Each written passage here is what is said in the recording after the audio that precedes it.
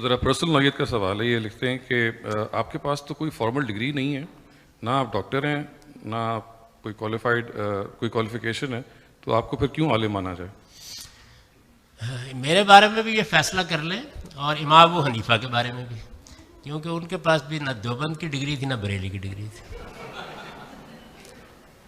میں نے جدید تعلیم تو خیر پائی ہے وقت کی بہترین درسگاہوں میں, اس کے ساتھ دینی علوم بھی بالکل اسی طرح پڑھے ہیں جس طرح ہمارے قدیم زمانے میں جلیل القدر اہل علم سے لوگ پڑھا کرتے تھے.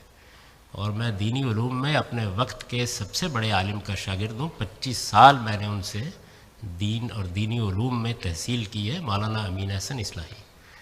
تو یہ جو مدرسے ہیں ان کے اندر جو پڑھانے کے لیے بیٹھے ہوتے ہیں وہ تو آپ نے کوئی 2-4 اکٹھے کر کے جمع کر لیے ہوتے ہیں. میں نے جلیل القدر علماء سے اسلامی علوم پڑھے. انہوں نے سرٹیفکیٹ دیا کہ آپ کو کہ اس کے بغیر اس طرح کے علماء سرٹیفکیٹ نہیں دیتے, دعا دیا کرتے ہیں.